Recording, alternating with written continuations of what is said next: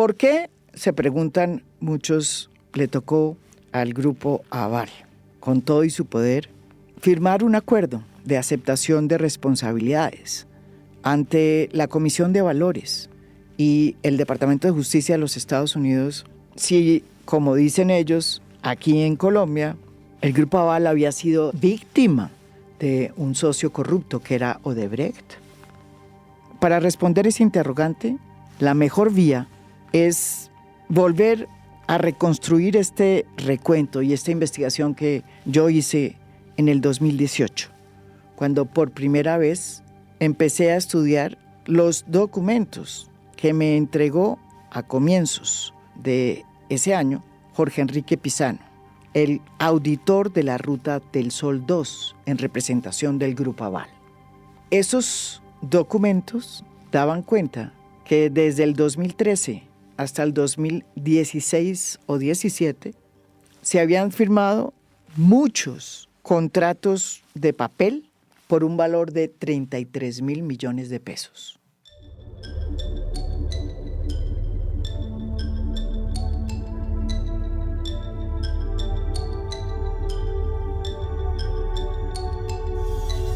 La reconstrucción que vamos a hacer en este podcast de lo que sucedió en el 2018 tiene que desmontar la tesis, absurda por lo demás, de que ellos son víctimas acá, mientras ante la justicia de los Estados Unidos se presentan como victimarios. Buenos días, María Jimena. Me presento. Soy Jorge Enrique Pizano y te escribo porque estoy interesado en conversar contigo. Yo me desempeñé en los últimos 8 años como controller de la Ruta del Sol 2, en representación del Grupo Aval. Hay varios e interesantes temas que nadie conoce, y creo que tú debes saber sobre la verdad de Odebrecht, tanto en el contrato de Tunjuelo Canoas como en de la Ruta del Sol 2. Mira, y discúlpame de antemano, con esto que te puedo contar me juego la vida, sobre todo con temas de la Ruta del Sol 2 y lo de su socio minoritario. Cuando te escribo, me tiembla el pulso. Pizano llegó seriamente atribulado a la cita. Venía de una semana de convalecencia de su última sesión de quimioterapia. Padecía un cáncer linfático detectado a finales del 2017, semanas después de que había sido apartado de su puesto como controller de Corfi Colombiana en la concesionaria Ruta del Sol 2. Esto me ha dado muy duro, me aseveró sin que yo le preguntara. Sobre su despido, el Grupo Aval me aclaró después que no fue desvinculado porque para esa fecha ya había finalizado el contrato de la concesión. Sin embargo, Pizano me aclaró muy bien que él mismo había decidido emprender un pleito contra el Grupo Aval porque no le había pagado los últimos 2 meses de trabajo y tampoco lo había indemnizado. El día de la cita también me dijo que estaba totalmente convencido de que estaban intentando hacerle un montaje para amañar testimonios en la fiscalía y presentarlo como un corrupto, para que su testimonio y sus hallazgos no tuvieran ningún valor. Sin mucho preámbulo, me dijo que quería entregarme entonces una serie de documentos, porque no confiaba en la fiscalía de Néstor Humberto Martínez, que en ese momento recién llegaba a ese puesto, luego de haber sido ministro plenipotenciario del gobierno de Juan Manuel Santos y de haber participado, según lo dijo en su momento el entonces senador Armando Benedetti, en la campaña de Juan Manuel Santos, cuando todavía era, además, el abogado del Grupo Aval. Sé que están intentando hacerme un montaje para amañar testimonios en la fiscalía y acusarme de que yo recibí un soborno de Odebrecht cuando yo era gerente de la empresa de acueducto y alcantarillado. Por allá en el 2006, 2007, me dijo en un WhatsApp, después de nuestra primera cita, tratando de explicarme su desamparo. Te cuento, mira, yo no realicé ni modifiqué pliego algunos cuando fungía como gerente general de la empresa de acueducto y alcantarillado. No participé en el comité de evaluación de la propuesta del túnel Tunjuelo-Canoas. No participé ni dirigí la audiencia de adjudicación y no firmé el contrato. Por si fuera poco, el fiscal Setien, que tiene el caso, está siendo investigado por la Corte Suprema por fraude procesal. Yo cumplí a cabalidad, con honestidad, mi gestión como gerente de la empresa de acueducto y alcantarillado. Y no puedo aceptar que me acaben la vida junto al cáncer que tengo con falsos testimonios. Me escribió en el chat y remató con esta frase. A mí me van a hacer lo mismo que a Luis Fernando Andrade y no me voy a dejar. El Luis Fernando Andrade, del que él habla, es el expresidente de la ANI en la época del gobierno de Juan Manuel Santos. Él firmó en marzo del 2014, luego de una serie de investigaciones técnicas que los llevaron a dictaminar que esa era la mejor opción, la construcción del tramo de Ocaña-Gamarra, dentro de la licitación que ya había para la construcción de la carretera Ruta del Sol 2. Y decidió no abrir licitación. La Fiscalía lo imputó con 8 cargos por haber firmado ese contrato, con el argumento de que no cumplió con las normas legales, porque debió haber abierto una licitación pública y no hacer un adendo y un otro sí al contrato que ya existía para la construcción de la Ruta del Sol 2. Esa primer cita que tuve yo con Pisano fue el preludio de muchos encuentros que sostuvimos a lo largo del 2018 hasta su sorpresiva muerte en noviembre. En la segunda reunión, Pisano me hizo entrega de todos los documentos y de varios correos electrónicos que, de acuerdo con Pisano, demostraban cómo Odebrecht, óiganme bien, y el grupo Aval sabían desde 2013 de la existencia de contratos falsos en su contabilidad. El grupo Aval no fue víctima de Odebrecht, como insisten en decir, porque ellos sabían que había muchas más cosas raras pasando desde el 2013. Me dijo en una de estas citas: estaría tan asustado Pisano en nuestros primeros encuentros que me dijo que escribiera lo que tenía que escribir sin que apareciera su nombre, porque él creía que los documentos hablaban por sí solos. Tenía razón. Los documentos demostraban que el grupo Aval, y no solo José Elías Melo, sabía que había por lo menos 33.000 millones de pesos que habían salido a través de contratos de papel de la Ruta del Sol 2.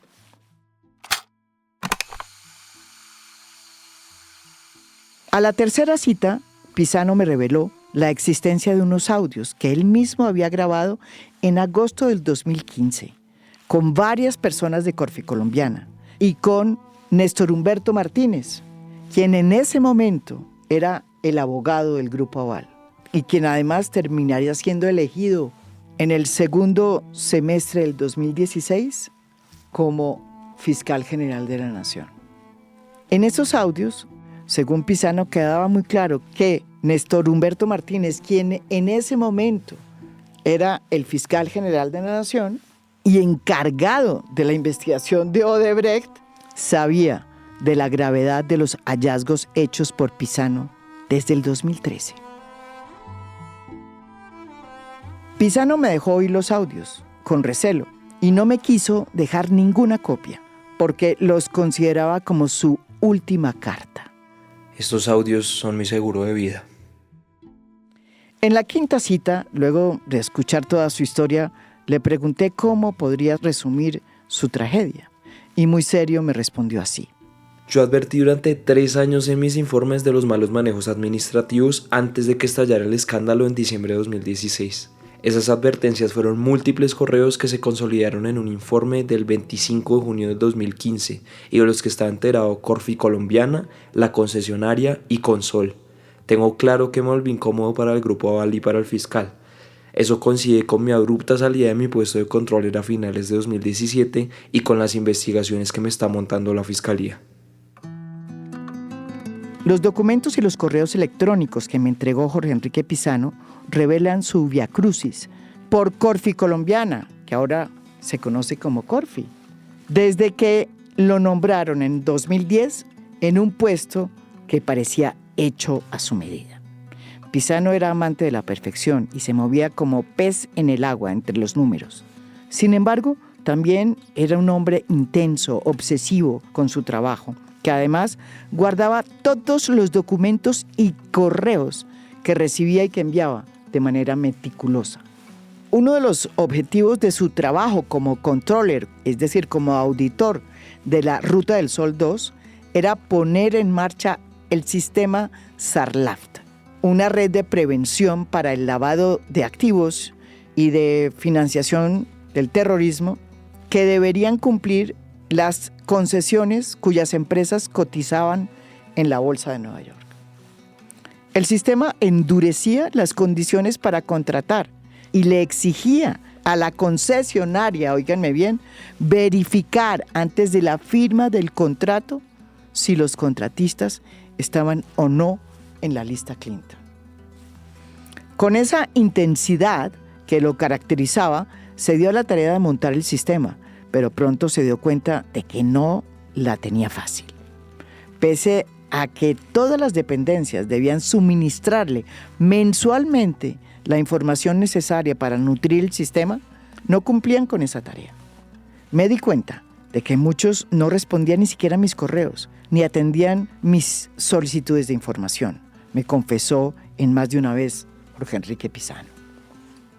Tantos fueron los obstáculos para obtener la información que el tema llegó hasta Alberto Mariño, responsable de las concesiones del Grupo Aval, y una persona muy cercana hasta el día de hoy al dueño del Grupo Aval, al todopoderoso Luis Carlos Sarmiento.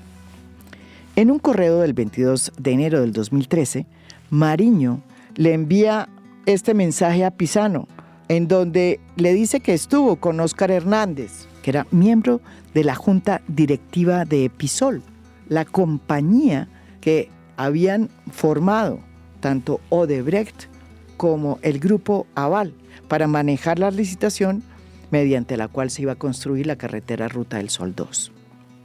Dice así el correo. Jorge Enrique, ayer estuvimos hablando con Óscar Hernández para ver el caso de la poca información que se te manda. Importante conocer antes de nuestra junta si esto ha seguido así. Pues vamos a presionar para que esto se corrija de inmediato. Hay correos como el que el 27 de julio del 2015 Pisano le envió a Eder Ferracuti, que era el presidente de la concesionaria por parte de Odebrecht, en donde le pide aclarar el pago de un giro al exterior por $2.700.000, hecho a la firma de Consultores Unidos. Hoy se sabe que esta plata entró de nuevo a Colombia y que terminó en manos de Otto Bula y Federico Gaviria, entre otros, y que no fueron contratos propiamente irregulares, sino sobornos. A pesar de todos estos correos que iban y venían y de las denuncias que hacía Pisano incluso puntualmente con contratos irregulares que evidentemente tenían toda la sospecha de que se trataba de coimas, como lo presintió en su momento el propio abogado del Grupo Aval, Néstor Humberto Martínez, cuando dijo, uy, parecen unas coimas, marica, el flujo de información no mejoró. Y Pisano se vio en ascuas para implementar el manual de cumplimiento de Sarlaft. Según me lo dijo en su momento el auditor general del Grupo Aval, Rafael Eduardo Neira, quienes realmente no le querían dar la información no era el Grupo Aval, sino los brasileños, que eran los que tenían toda la información porque controlaban el consorcio, ya que eran los socios mayoritarios. Al principio Pisano, pues pensaba que realmente era un problema de los brasileros, que no querían dar la información. Pero luego se dio cuenta que la historia era mucho más compleja. Porque a pesar de que él escaló sus hallazgos con los más altos ejecutivos del Grupo Aval, estos tampoco hicieron mayor cosa por averiguar qué pasaba. Pisano dio la primera alarma de que algo estaba pasando en la contratación de la Ruta del Sol el 30 de octubre del 2013, casi 3 años antes de que estallara en Colombia el escándalo de Odebrecht. En esa ocasión detectó unos pagos que no cumplieron los requisitos impuestos por el Sarlaft, hechos a inversores profesionales y a Desimpro, 2 compañías intermediarias, y pidió su inmediata devolución o reembolso, cosa que los brasileños inmediatamente negaron.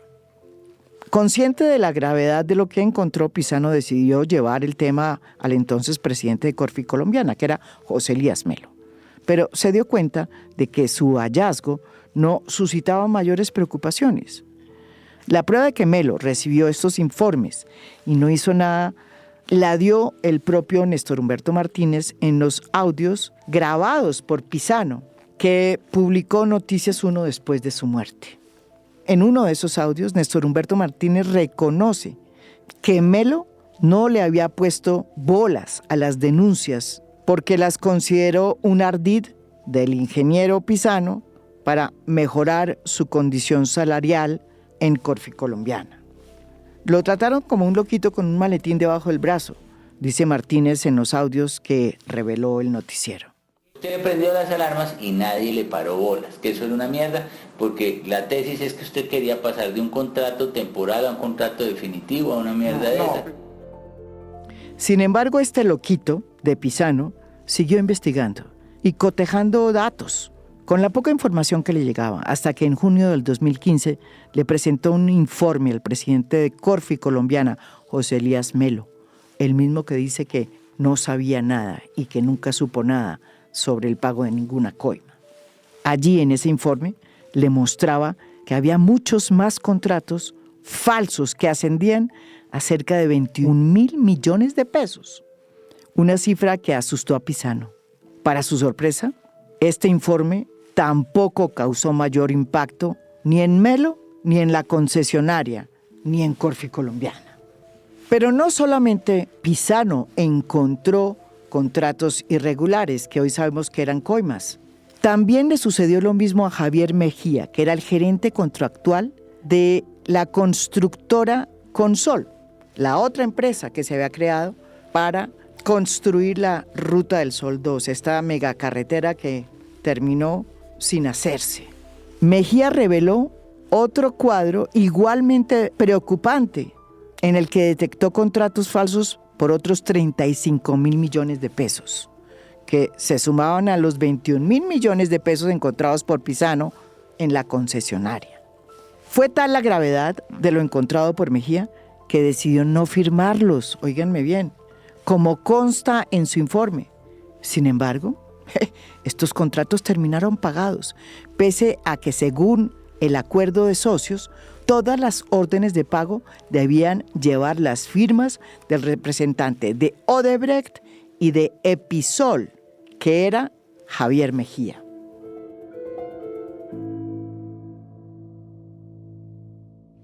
Afanado por la manera como sus hallazgos caían en el vacío y preocupado porque pudiera terminar metido en un lío mayor, decidió concertar una cita con Néstor Humberto Martínez, entonces abogado del Grupo Aval. La cita se llevó a cabo el 19 de agosto del 2015 en el despacho de Martínez Neira, por la época en que éste iniciaba su campaña para llegar a la fiscalía. Campaña que fue liderada por el exmagistrado Leonidas Bustos, hoy conocido como la cabeza máxima del cartel de la toga. Pisano quería que el propio Luis Carlos Sarmiento conociera sus denuncias y pensaba que la mejor vía era hablar con su abogado, con Néstor Humberto Martínez. Para mayor seguridad, Pisano decidió grabar 2 reuniones que sostuvo con Néstor Humberto Martínez y otras tantas con directivos del Grupo Aval, como Alberto Mariño, quien volvió a ser mencionado por José Elías Melo en la entrevista de Cambio, en donde asegura que Mariño sabía mucho más cosas que las que pudo saber él. Cuando yo le pregunté la razón de por qué había grabado esas conversaciones que había tenido con ejecutivos y con el abogado del Grupo Aval, me respondió que había decidido hacerlo porque se había dado cuenta de que había un interés por ocultar lo que estaba pasando. Todos esos audios los grabé desde mi iPad, me confesó mostrando el iPad, que siempre llevaba consigo. En uno de esos audios se escucha a Jorge Enrique Pizano explicarle la gravedad de los hallazgos a Néstor Humberto Martínez y se advierte la preocupación que estos suscitan. En un segundo audio, que también es muy conocido, grabado en una reunión siguiente, Pizano recibe la instrucción de Néstor Humberto Martínez de que no escriba más ni pida más vainas, dando a entender que el Grupo Aval está en la tarea de investigar lo sucedido para frenarlo. Por un instante, Pizano piensa que por fin va a haber una respuesta a sus hallazgos y consciente de lo delicado de la situación, pues le escribe varias veces a Alberto Mariño diciéndole que es hora de que se prendan las alertas y se pare la gangrena. Sin embargo, después de todas estas reuniones y sobre todo después de la que tuvo con Néstor Humberto Martínez, nada pasó. Pizano dice que después de que él intentó escalar sus hallazgos, lo aislaron en Corfi Colombiana, situación que aumentó su angustia, desde luego. Su grado de preocupación se acrecentó aún más cuando supo por terceros que habían firmado un acuerdo de transacción entre Odebrecht y el Grupo Aval, un acuerdo que yo revelé en su momento, en el que las partes no solo acordaron no demandarse entre sí, sino que Odebrecht aceptó pagarle a Aval la suma de 33.000 millones de pesos, que según Néstor Humberto Martínez era la suma, entre comillas, óigame bien, que correspondía a los contratos irregulares encontrados. Yo pensé que Jorge Enrique Pizano sabía del acuerdo de transacción, porque era el controller de la Ruta del Sol. Sin embargo, doy fe que no conocía de este acuerdo, porque cuando yo se lo presenté, su cara de asombro lo delató. No entendía cómo, si él había encontrado contratos por más de 55.000 millones de pesos que eran irregulares, ¿cómo así que se había hecho un acuerdo de transacción solamente por la suma de 33.000 millones de pesos? ¿Dónde estaban los otros 20? ¿Sobre esa suma acaso sí hubo acuerdo? Eso fue lo que me escribió Pizano con cierta indignación en un chat, luego de que Néstor Humberto Martínez se refirió a ese contrato en transacción en una entrevista en la W Radio. Según Neira, el controller del grupo, esa cifra corresponde a lo que pudieron probar como irregularidad, que era de 33.000 millones y no de 55.000. Y cuando yo le pregunté al controller del Grupo Aval por qué no habían denunciado estos hechos, si eran tan graves, me respondió diciéndome que no había certeza, a pesar de que eran irregulares, de que hubiese algo ilícito en esos contratos. Los últimos meses de vida de Pizano fueron una tortura. Así ahora diga Néstor Humberto Martínez que Pizano fue un testigo valioso para la Fiscalía. Una mentira que ya la ha ido desactivando hasta su propia familia. Solo en 2 oportunidades lo llamó la Fiscalía por el tema del Ruta del Sol 2, pero en ninguna se concretó nada. Es decir, Jorge Enrique Pizano, el que descubrió el esquema de pago de sobornos, nunca fue considerado como un testigo valioso por la Fiscalía de Néstor Humberto Martínez. La primera vez que estuvo en la Fiscalía lo hizo en julio del 2017, cuando la fiscal 80, Amparo Cerón, lo llamó para que le enviara los informes que había hecho como controller. A Pizano le sorprendió que le pidieran unos documentos que ya tenía la Fiscalía desde principios del 2017, cuando la SIC, la Superintendencia de Industria y Comercio, se llevó los computadores de todos los funcionarios de la concesionaria. Pizano fue y se los entregó, de buena manera, esperando que lo llamaran. Pero para su sorpresa, las cosas no pasaron de ahí. La fiscal Cerón lo volvió a llamar un año después, a principios del 2018, para decirle que lo querían de testigo en el juicio contra José Elías Melo, ya que lo que él había entregado demostraba que el expresidente de Corfi Colombiana sí sabía del esquema de sobornos, o por lo menos de los pagos irregulares que Pisano había detectado. En ese momento, José Elías Melo había sido acusado ya por la Fiscalía de haber ordenado el soborno de los $6.5 millones que se le habría pagado al entonces ex viceministro de Obras Públicas del gobierno del presidente Álvaro Uribe, Gabriel García Morales. Pisano accedió inmediatamente porque estaba convencido de que José Elías Melo sí sabía de los pagos irregulares, que eran en el fondo los sobornos. Supe que visitó por última vez a la fiscal Cerón el 15 de agosto del 2018, cuando estuvo ultimando los documentos para participar como testigo en el juicio contra Melo. Porque a la salida de esta reunión, Pisano me escribió un chat. Lo sentí especialmente alterado por su seguridad. Estoy convencido de que me están haciendo seguimientos. Esta mañana la fiscal 80 me comentó que la tienen presionada y me pidió que solicitara protección por escrito, cosa que hice ayer mismo. La seguridad de Pisano tampoco fue interés de la Fiscalía.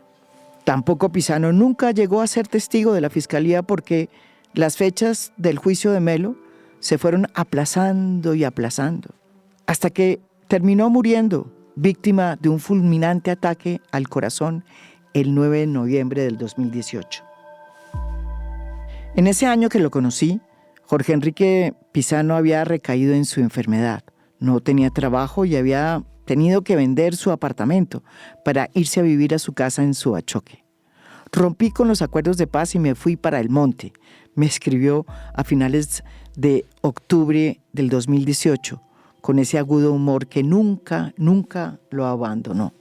Al ver que se le acababan sus opciones y temiendo por su vida, Pisano decidió pedir ayuda de la justicia norteamericana, como última tabla de salvación, para que lo consideraran testigo protegido fuera de Colombia, ya que la Fiscalía colombiana pues lo había prácticamente ninguneado.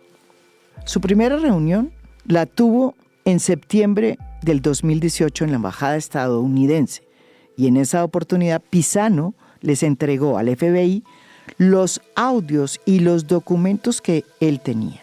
A su salida me envió un chat para contarme que la reunión se había demorado como 4 horas y para recordarme que no se podían revelar los audios sino cuando él estuviera fuera de Colombia.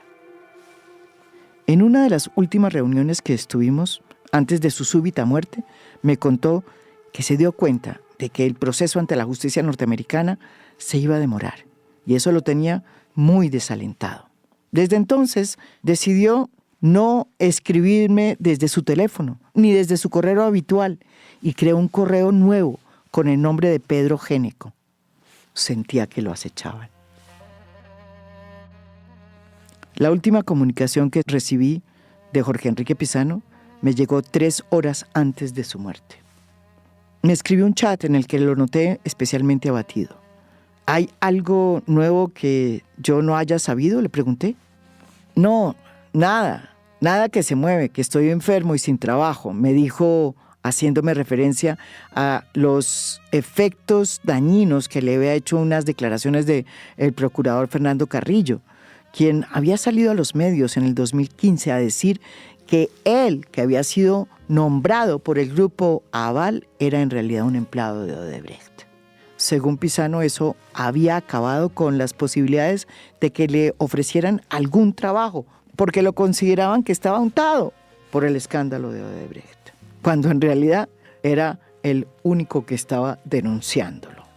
Pero además me dijo otra cosa, que el abogado de él lo había acabado de llamar, a decirle que lo iban a solicitar para que fuera a hacer un interrogatorio por el caso del túnel Tunjuelo-Canoas, que era el proceso que, según él, le habían montado en la fiscalía para hostigarlo, para acercarlo, para que dejara de denunciar y de decir que el grupo Aval, junto con Odebrecht, estaban montando un esquema de corrupción. desde la Ruta del Sol 2. Quedamos de vernos el sábado siguiente. A las 3 horas de esta conversación por chat, un amigo me llamó para decirme que Jorge Enrique Pizano había muerto de un infarto fulminante. Consternada por la noticia, pues llamé de inmediato a la familia y hablé con una de sus hijas, quien me informó su deceso. No lo podía creer. Pizano, el único hombre que se atrevió a contar lo que realmente había pasado en el escándalo de Odebrecht, y no pudo soportar la presión a que lo sometieron por hacer lo correcto. De repente vi que por el chat me contactó Alejandro, su hijo menor, que vivía en Barcelona. No lo conocía, pero Pizano sí me había hablado con gran orgullo de él, porque le había además ayudado en todo este trance con su templanza. Le di mi sentido pésame y me respondió diciéndome lo siguiente. Hay que sacar la historia que deprime a mi papá hasta llevarlo a esta situación. Siento un dolor muy grande por todo lo que él hizo y fue mi papá, y porque es mi deber que las cosas sean como son. 24 horas después de este chat, Alejandro Pizano murió envenenado.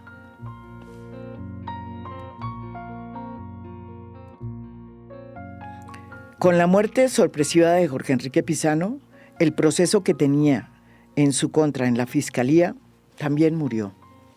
5 años después de que él entregó todas las pruebas de sus hallazgos al FBI, en vista de que aquí la justicia nunca le paró bolas y que más bien intentó fue montarle un proceso en su contra, se conoció finalmente el acuerdo de aceptación de cargos que tuvo que hacer Corfi Colombiana con el Departamento de Justicia de los Estados Unidos, en el que finalmente aceptó que sí habían participado de común acuerdo junto con Odebrecht en el esquema de sobornos y de coimas que montaron por más de 33 millones de dólares. El loquito, el que despreciaron, desde la tumba los derrotó. Por eso resulta infame la noticia que apareció semanas después de conocido el contenido del acuerdo en los Estados Unidos. La noticia apareció en el diario del Tiempo, de propiedad de Luis Carlos Sarmiento. En esa noticia se revela un testimonio que hizo Andrés Cardona Laverde, un contratista que fue condenado por las irregularidades en la adjudicación de la obra Tunjuelo Canoas, un consorcio integrado en su momento por Odebrecht y el Grupo Solarte en el 2009, en momentos en que Jorge Enrique Pizano era el gerente de la empresa de acueducto y alcantarillado de Bogotá. En esa diligencia le preguntan a Cardona si Pizano recibió coimas o no, y la respuesta de Cardona es la siguiente: puedo afirmar que sí. Lo que olvidó contar el diario El Tiempo es que este mismo contratista, Andrés Cardona, en una audiencia que tuvo ante la Corte Suprema de Justicia, confesó que había sido presionado en esa diligencia que publicó El Tiempo por la Fiscalía para que enlodara a Jorge Enrique Pizano. Eso lo informó y muy bien el periodista de Noticias 1, Iván Serrano. Oigan la nota. Según Pizano, Cardona sabía de las grabaciones que el ingeniero le había hecho a Néstor Humberto Martínez en 2015 y que pedía que se las pasara a cambio de no hablar en su contra. Chantajear al fiscal por ese tema. Él. Y él por eso me manda un chat diciéndome que ¿Lo tiene usted? sí, el chat lo tengo ahí. Está extorsionándome por... ¿Qué le dijo? No, que tenía que dar esa información si no hablaba mal de mí. Antes de morir, Pizano aseguró que los fiscales de su caso trabajaban en preacuerdos con otros investigados en los que también resultaría incriminado. Por haber sido valiente, por haber descubierto la manera como se urdieron los sobornos, porque eso fue lo que descubrió Jorge Enrique Pizano, su vida se volvió un infierno. Se quedó sin trabajo. Le abrieron un proceso en la fiscalía por un contrato que él ni siquiera había firmado.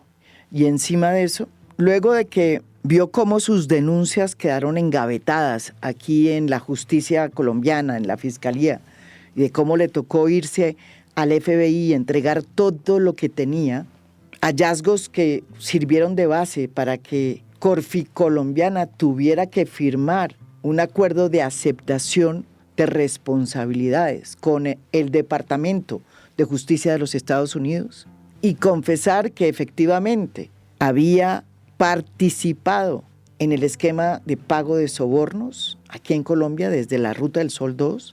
Después de todo eso, sus enemigos siguen buscando la manera de acabar con su memoria para mostrarlo como un hombre corrupto, cuando no lo era. Los corruptos eran otros, y esos otros siguen intentando, incluso después de su muerte, decir que Jorge Enrique Pizano era parte clave del carrusel de la corrupción.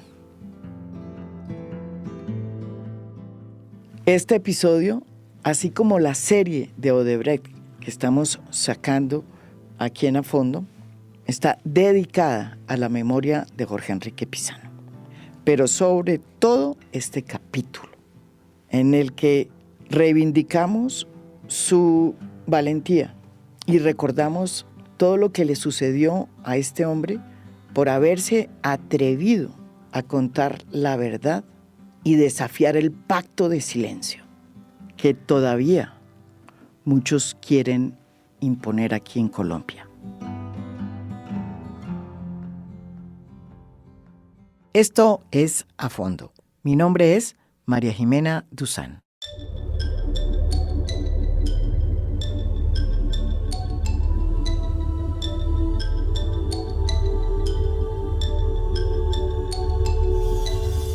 A Fondo es un podcast producido por Mafialand.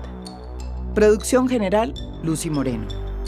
Postproducción de audio, Daniel Chávez. Música original del maestro Óscar Acevedo. Nos pueden escuchar también en mi canal de YouTube. Gracias por escuchar. Soy María Jimena Duzán.